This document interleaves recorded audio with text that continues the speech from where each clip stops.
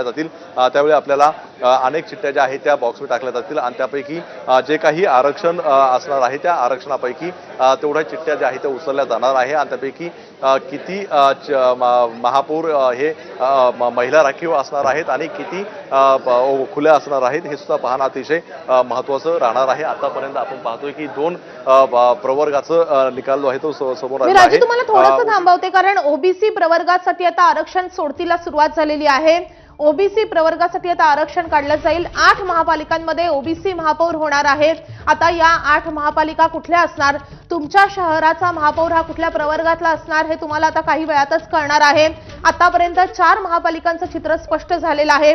आता यानंतर ओबीसी प्रवर्गासाठी प्रत्यक्ष आरक्षण सोडतीला सुरुवात झालेली आहे। त्यामुळे पुढच्या काही मिनिटातच हे स्पष्ट होणार आहे की या 8 महापालिका कुठल्या असणार ज्या महापालिकांमध्ये ओबीसी महापौर होणार आहे। त्यामुळे सोडतीला सुरुवात झाली आहे।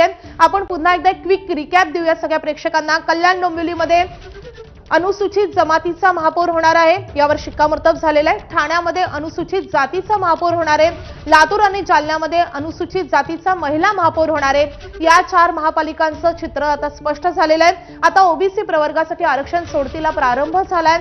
8 महापालिकांमध्ये ओबीसी महापौर होणार आहे आणि त्यामध्ये काही महिलांसाठी राखीव असतील। त्यामुळे या 8 महापालिका कुठल्या जिथे ओबीसी महापौर होणार हे पाहणं महत्त्वाचं असणार आहे। आता प्रत्यक्ष सोडतीला सुरुवात झालेली आहे।